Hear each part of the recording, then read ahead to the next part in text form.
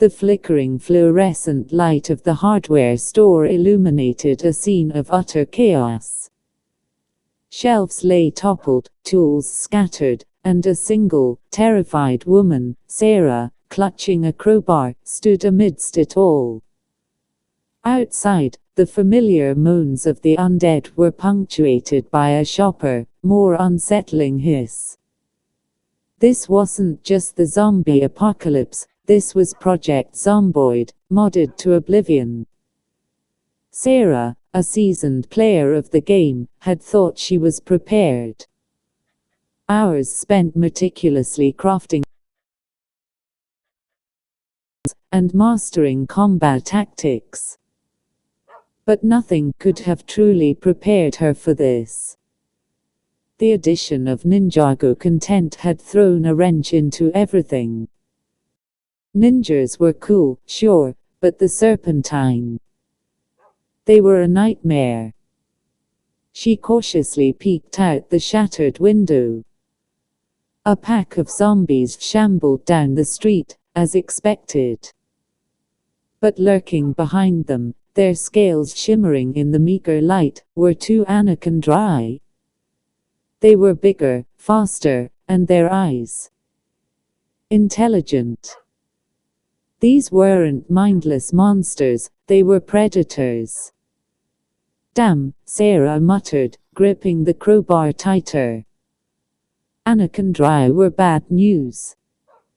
They were the elite of the serpentine, practically unkillable in the early game. She needed to get out of here. Her immediate goal, finding a safe haven.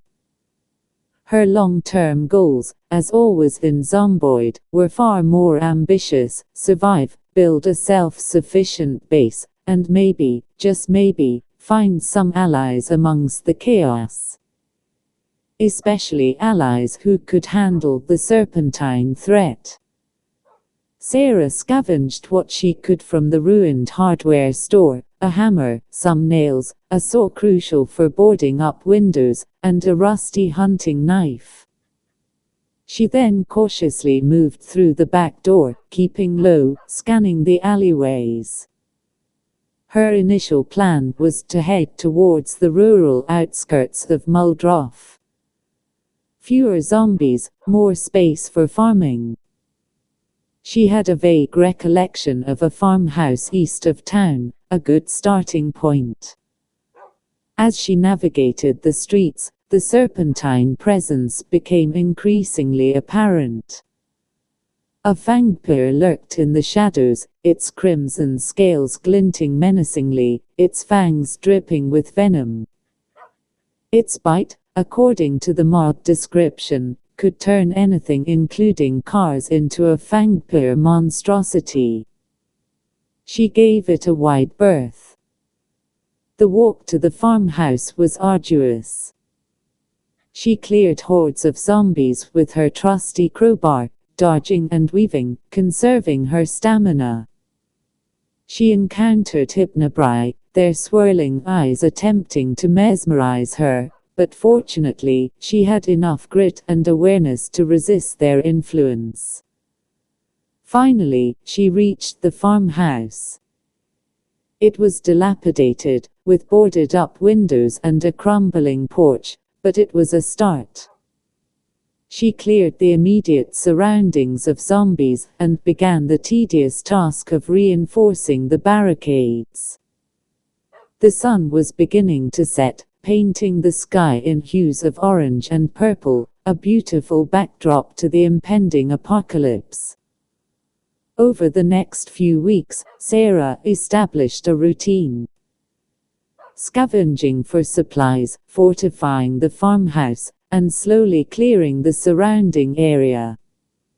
She discovered a well behind the house, a reliable source of water, and began cultivating a small garden. Potatoes and cabbage seeds were a precious find. The serpentine remained a constant threat. She had a few close calls with anacondae, narrowly escaping their clutches. She discovered that noise was her biggest enemy, the sound of her generator attracted not only zombies, but also drew the attention of the sneaky serpentine. One particularly harrowing day, while scavenging in a nearby town, she stumbled upon a wrecked vampire truck. It was heavily damaged, but the engine was intact. And, inexplicably, it was guarded by a constrictor. The constrictor, with its massive build, was surprisingly agile. It lunged at her, its powerful arms attempting to crush her. She dodged, parried with her crowbar, and finally managed to stab it in the neck with her hunting knife. It roared in pain and collapsed. As she examined the truck, she noticed something unusual. Embedded in the truck's dashboard was a small, golden ninja star. It radiated a faint warmth.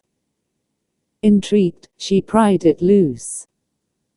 Suddenly, a voice echoed through the ruined street. "You have proven yourself worthy."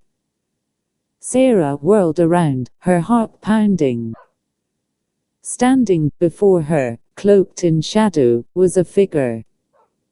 He stepped into the light, revealing himself to be a serpentine. But not like the others.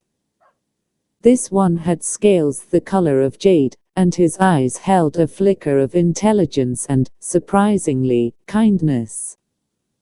"I am Pyther," he said, his voice smooth and measured. "Leader of a splinter faction of the Serpentine. We seek to end the chaos and restore order." Sarah was skeptical, but also desperate. "Order? You're Serpentine. You're part of the problem."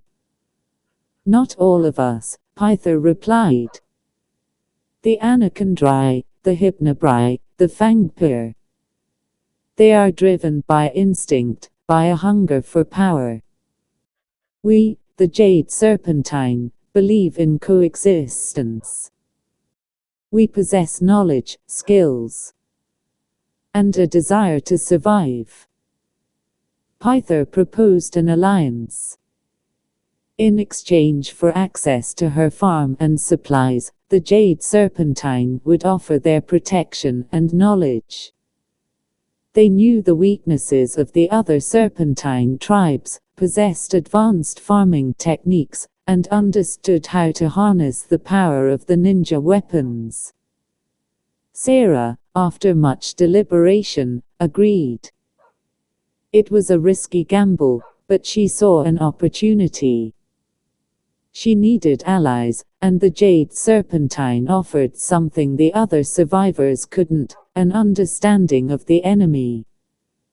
The alliance proved surprisingly successful. Pyther and his followers helped improve her defenses, taught her how to efficiently farm, and even helped her repair the Fangpir truck, somehow neutralizing its venomous bite. The golden ninja star she found with the truck allowed her to fix the vehicle and gave it some additional armor. She learned to craft Fangpir-infused weapons, granting her an edge against the undead. But the other Serpentine tribes were not happy. The Anacondri, led by an ancient and ruthless leader, threatened to destroy her base and enslave the Jade Serpentine. A war was brewing. Sarah, armed with her Fangpir crowbar, her golden ninja star, and the unwavering support of her Serpentine allies, stood ready. She had a farm, a working truck, a reliable water source, and a generator that, for now, wasn't attracting too much attention. She had survived, adapted, and even thrived in the face of unimaginable horrors. The future was uncertain, fraught with danger, but Sarah was no longer just surviving. She was fighting back. The zombie apocalypse, with its added layer of ninjago madness, had thrown everything at her. But she had learned to adapt, to forge unlikely alliances, and to discover the strength within herself. And in this world of chaos and decay, that was all that mattered.